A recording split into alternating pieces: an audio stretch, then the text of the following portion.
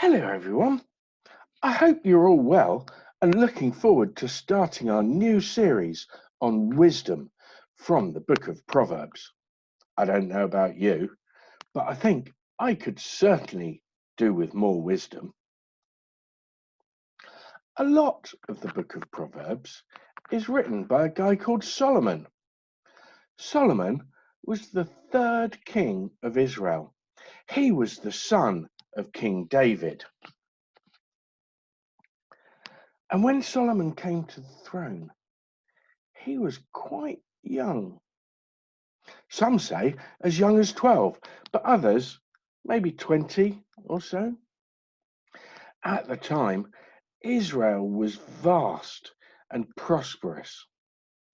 The population was described as more numerous than the dust. Shortly after he became king, God appeared to Solomon at night and told him to ask God for whatever he wanted. I wonder, what would I have asked for in the same situation? Maybe wealth and money, maybe safety or security, or even, if I was king, maybe to be a mighty warrior and defeat all of my enemies. But this was not what Solomon asked for. Solomon realized he was young and he had no idea of how to rule a country. So, first of all, he thanked God for everything God had done for him so far, for making him king. Then Solomon asked for wisdom and knowledge, the ability to know what was right. You see, Solomon put God first and showed respect and reverence for God. The Bible says Solomon feared God. And we'll learn a little bit more about what that means a little bit later on this morning from Tony.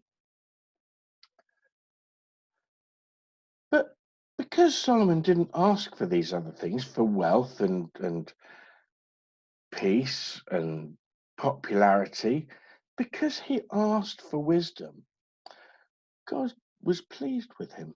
And he gave him all the other things as well. Israel was a peaceful and safe place to live. They were successful and prosperous.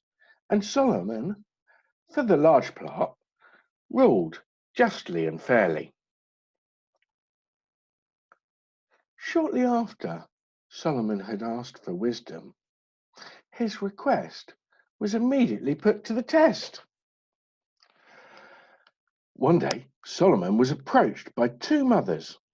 Let's call them Sarah and Ruth. Sarah and Ruth shared a house together. They each had a baby that was born only days apart, so they're quite similar in size and look. In those days, babies slept in the same bed as their mums for warmth and security. But one night, sadly, Sarah's baby died. Sarah woke up and, noticing her baby was dead, got up and swapped the baby with Ruth's. The next morning, when Ruth woke up to find a dead baby next to her, she looked at it and realized that it wasn't her baby.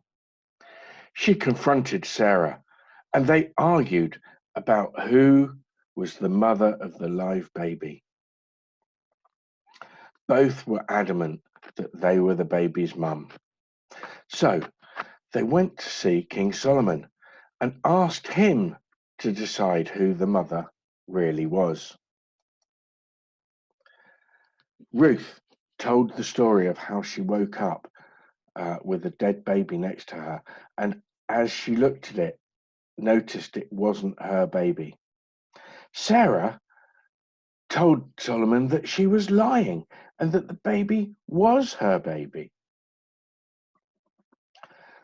Solomon listened to the story, And when he'd heard the story, he asked for a sword. He told the mums that because they couldn't decide between themselves who the baby's mother was, he was going to have to cut the baby in half and give one half to each of them. Sarah said, "Well, I suppose that seems fair enough.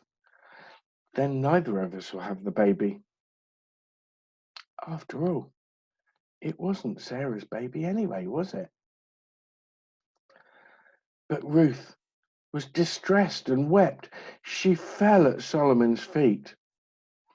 She loved the baby and didn't want it to be killed. So she said to Solomon, "Please give the baby to Sarah so that at least it will live." Solomon thought for a moment and then made his decision. He told the officials to take the baby away from Sarah and to give it to Ruth, because Ruth was obviously the baby's real mother. She loved the baby. News of Solomon's decision spread throughout Israel. Everyone was amazed at how Solomon had made the decision, and they realized that God had answered his request and given him wisdom, the wisdom to rule and judge fairly and justly. Solomon's priority was God. He wanted to honor God in all he did, as his father David had told him to. He relied on God when he had to make decisions, either big or small, rather than just going his own way. I wonder, could I say the same? Do I always trust God with everything? Do I always have the same reverence and love for God that Solomon did? Or do I sometimes go my own way, follow my own path, and do what I think is best without a second thought for what God might be saying to me? I wonder, do you? Thank you.